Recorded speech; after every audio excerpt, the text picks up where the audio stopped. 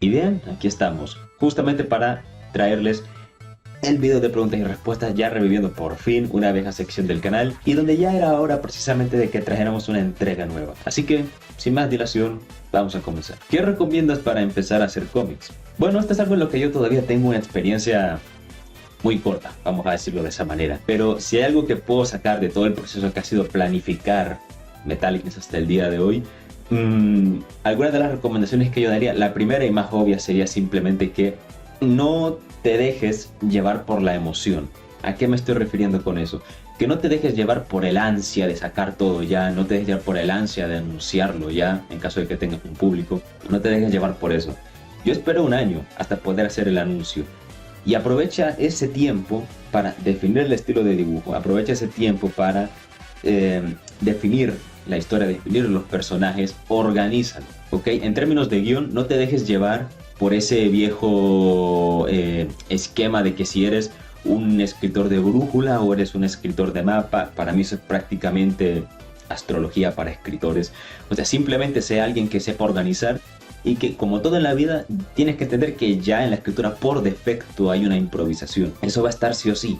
Lo que sí tiene que estar, y que eso sí que puede faltar, y es un error para mí que falte, es la planificación. Y esto sirve como una especie de cama, como un colchón, donde ser espontáneo es mucho más sencillo, es mucho más cómodo y sale mejor. Para mí los momentos de improvisación deberían ser un adorno a tu estilo de escritura, no deberían ser lo único que lo conforma. Y en lo que respecta al dibujo, quiero que seas muy honesto u honesta contigo mismo, contigo misma. ¿Con qué nivel es el que tienes dibujando? Porque en cuanto tienes esa honestidad, es cuando realmente puedes ver qué cosas mejorar. Y sobre todo, recuerda una cosa: cuando vas a dibujar un cómic, tienes que saber dibujarlo todo. No solo a los personajes, ¿de acuerdo? Por eso digo que tienes que tener muy a conciencia qué nivel tienes para dibujar en general. No solo a los superhéroes, por referirme a un personaje de cómic de forma arquetípica. No solamente eso, dibujar superhéroes, personajes, va a ser lo más fácil porque es lo que más has practicado seguramente, es con lo que estás más cómodo. La clave es que también sepas dibujar lo demás, así que no te puedes descuidar con ese apartado. Así que esas serían mis dos sugerencias, tanto por el lado del dibujo como por el lado de la escritura. ¿Expectativas para Sonic 3? Sinceramente, a ver, lo único que espero es que adapten bien Sonic Adventure 2, punto. Y que haya una evolución en el tono de la tercera película. Porque Sonic 1 y 2 no tengo problema en que sean más joviales, sean más coloridas, porque adaptan los primeros dos juegos y eso no hay ningún problema. Pero ya cuando te estás metiendo a la zona 3D, te estás metiendo a Sonic Adventure 2, precisamente que es una de las historias más oscuras de Sonic, no puedes tratarla, en mi opinión, con el tono de la primera y segunda película. Puede haber algo de eso en ciertas secciones, por ejemplo, ¿no? Se adaptan la zona de Cityscape, se adaptan, ¿cómo se llamaba esta zona? La de los cohetes, Metal Harbor, que es una zona muy animada, que cuando Sonic está escapándose, se adapta el humor, etcétera. Todo eso, en esos momentos se puede, pero no hay que olvidar que el focus central, el eje, mejor dicho, de toda la historia de Sonic Adventure 2 es la muerte de María, que al fin y al cabo era una niña como de 12 años, así que imagínate, estamos hablando de algo que demanda una mayor carga dramática de lo que tenían las películas anteriores. Así que yo espero que se respete eso. Sobre todo porque si Jim Carrey al final sí vuelve para la tercera película, yo creo que lo puedes aprovechar bien. Porque a mí Jim Carrey en verdad que lo conocemos más por ser un actor cómico, pero yo creo que él perfectamente puede interpretar un papel donde te venda sentimiento, donde te haga sentir empatía real por el personaje.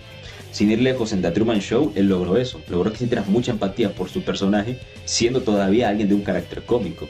Entonces, yo espero que se logre eso y que si él vuelve, le permitan desempeñarse de verdad con toda su capacidad actoral, porque precisamente es junto a Frontier la historia que más intenta profundizar en las emociones de Eggman. Y sobre la banda sonora yo creo que no hace falta decir gran cosa, ¿no? O sea, o me adaptas bien la banda sonora, o esto suena de una buena vez a una historia de Sonic musicalmente, porque las otras dos películas para mí no lo hicieron, o directamente va a haber Barder Troya. Barder Troya, porque en esta saga la música es muy importante. Esperemos a Infinite en la postcréditos.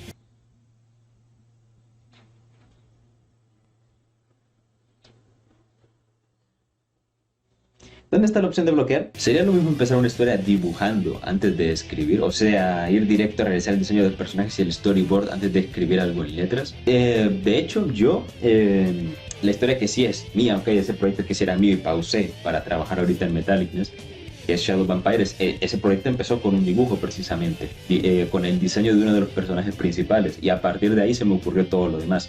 Entonces, yo creo que sí, perfectamente puedes hacer eso. De hecho, eso es algo también que muchos, he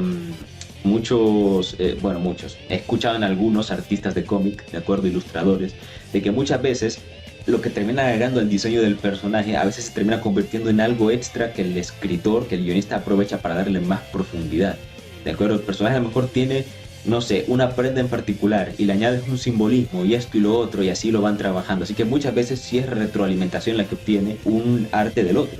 Es un complemento al final del día. El cómic es un complemento entre la escritura y el dibujo. Así que sí, perfectamente puedes primero crear concept arts o diseños y luego ir planteando la historia. Se puede hacer.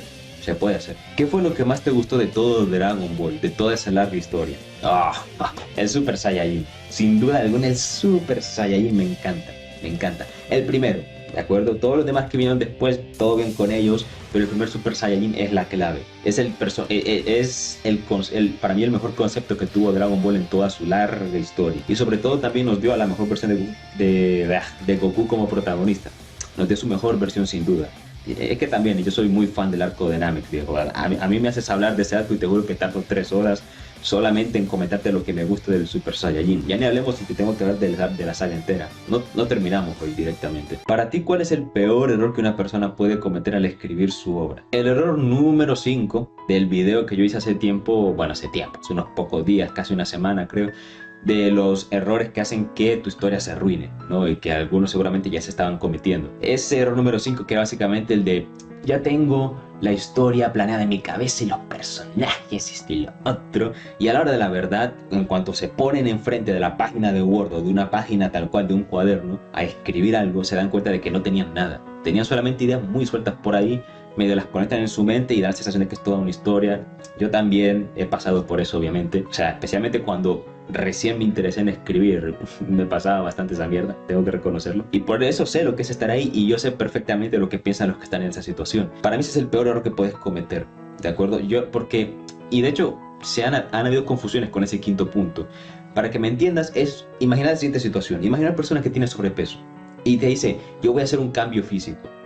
Y a la hora de la verdad es como que no hace nada, pero siempre te dice, no, pero siempre tengo esa idea en mi cabeza y está aquí en mi mente y me está carcomiendo y lo voy a terminar haciendo y al final no hace nada. Bueno, eso es la sensación que me da a mí, de acuerdo, con alguien que me dice, tengo la historia hecha, solo me falta escribirla. O sea, lo que pienso en mi cabeza es, este tipo no tiene nada hecho, simplemente. De todos los villanos de los videojuegos que tú has jugado, ¿cuál te parece el peor?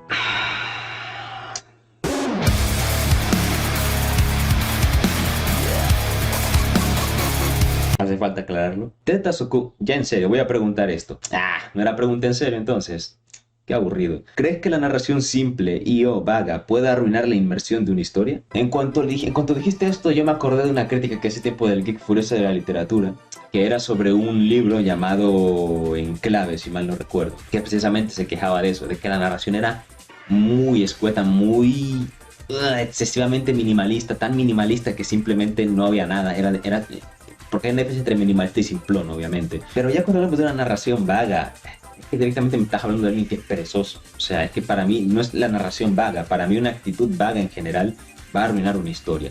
Porque por un lado es la narración vaga, por otro lado es la construcción vaga de personajes, la construcción vaga de un mundo, por otro lado es la falta de disciplina seguramente para ir avanzando capítulo a capítulo en escribir todo. Sabes, para mí directamente no es la narración vaga, es la actitud vaga directamente, es la pereza directamente, es como diríamos aquí en Honduras, es ser un huevón lo que termina arruinando una historia.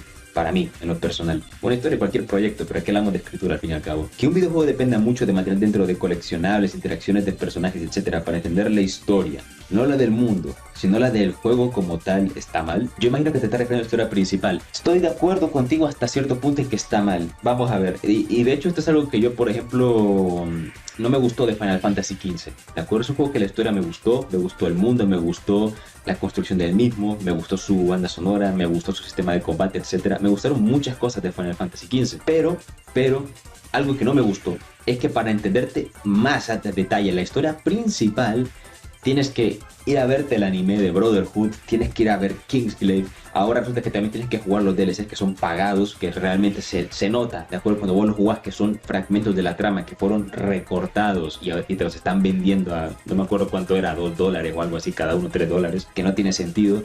Si tú juegas el juego vas a entender a qué me estoy refiriendo, el episodio de Ignis, Prompto, etcétera. Solo el episodio de Arden yo diría que sí es un DLC genuino, una expansión genuina, y no simplemente un recorte y te lo vendo como una expansión disfrazada.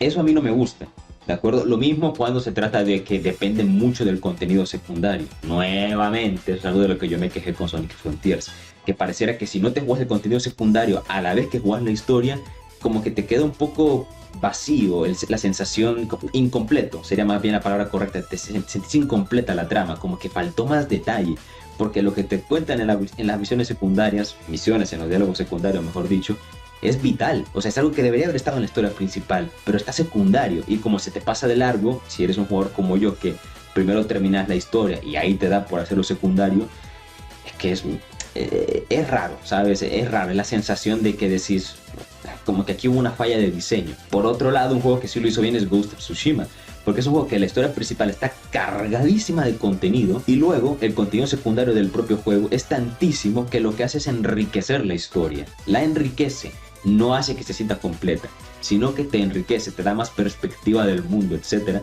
Y es algo que funciona muy bien incluso si te terminaste la historia principal de una sola tirada antes. Y eso sí está bien hecho, eso sí es un desarrollo, un diseño del mundo en relación a la historia de un videojuego sublime. Es por eso que Ghost of Tsushima es mi mundo abierto preferido, de hecho. ¿Cómo podríamos usar arquetipos de personajes si no caen en los clichés al mismo tiempo? Hermano, tengo que contarte algo. Ven aquí, cerquita. Esto está jodido. Y de verdad lo siento, brother, tener que decirte de esta forma, pero puedes escapar de los clichés. No puedes escapar de los clichés, lo siento, no hay manera. Los clichés siempre van a estar ahí. Porque lo que tú quieras escribir ya lo escribió alguien por lo menos 1000 años atrás, ¿de acuerdo? 1000 años antes que tú como mínimo, así de sencillo. La epopeya de Gilgamesh es viejísima, ni me acuerdo cuántos años tiene, pero de que está en milenios es milenios la antigüedad de esa historia. Simple y sencillamente no vas a evitar el cliché, ¿de acuerdo? Lo que sí puedes hacer es intentar imprimirle un estilo propio a cómo desarrollas tu historia y cómo desarrollas tus personajes. Eso sí lo puedes hacer. Pero eso a que tu historia esté 100% fuera del cliché, por ejemplo, incluso un 90% fuera del cliché, lo siento, es fantasioso. ¿Cuál es tu video más difícil de hacer? Mira, si tuviera que definir, sin duda alguna, es un análisis de personaje y está dividido entre dos. Porque si me preguntas cuál es el proyecto dentro del canal más jodido de hacer sin dudas, es la trilogía de análisis de Sonic Frontiers. Porque entre todo te sacas como un material como de 2 horas, creo, hasta un poquito más, un poquito menos. Y además que los hice de corrido. Yo no estoy acostumbrado a tener que hacer videos tan largos seguidos, así que ya te imaginarás lo agotador que fue eso. Fue bastante jodido, además que estaba probando un micrófono nuevo y todavía no estaba bien configurado, etcétera. Habían errores con el audio. Y bueno, yo creo que eso más de alguno lo habrá notado. Pero si hablamos de el video individual más difícil de hacer, ese es el de Ghost of Tsushima. El análisis de Jin Sakai es sin dudas para mí el video más difícil que me ha tocado hacer en el canal. Porque es un video que a nivel edición, a nivel guión, a nivel todo, me exigió lo máximo posible. Fue un video realmente jodido de hacer, que me tomó, es que solo hacer el guión ni me acuerdo cuánto tiempo me tomó.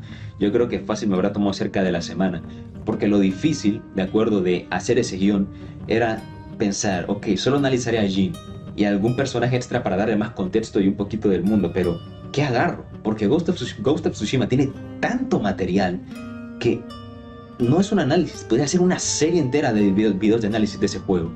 Entonces era muy difícil agarrar, porque créeme que haciendo un video de como media hora, yo no acaparé todavía, creo que ni la mitad de lo que es el contenido narrativo de ese maldito juego. Imagínate lo que es eso. Y aún así que eso fue un verdadero reto, porque hubo cosas que me gustaría haber mencionado y lamentablemente no las pude mencionar por mera cuestión de lo que iba a ser al final el video entero. Ojo, aún así yo estoy contento con el resultado que salió. Si me preguntas personalmente, siento que es el mejor video que he hecho. ¿Cómo cambias el tono de una obra sin que se sienta forzado? Yo diría personalmente que la clave está en que la gente no suele estar demasiado reacia a la idea de cambiar un tono, especialmente si es cambiar del tono cómico a un tono más serio. Normalmente eso se suele hasta interpretar como que la propia historia está madurando. Pero algo que siempre he notado, un patrón que he notado con obras que han cambiado el tono de esa forma y les ha funcionado, como por ejemplo, sin ir lejos, la transición Dragon Ball a Dragon Ball Z, incluso lo que fue haciendo Harry Potter a medida que avanzaba la historia, es que la esencia de los personajes, su sustancia, se mantenía. cómo eran ellos, su personalidad, etcétera. Entonces veías a los mismos personajes, pero enfrentando una situación distinta. Y yo creo que eso es lo que ayudaba, porque los personajes al final son casi que el vehículo mediante el cual la persona, el público, está recorriendo tu historia y necesitan poder identificarlos.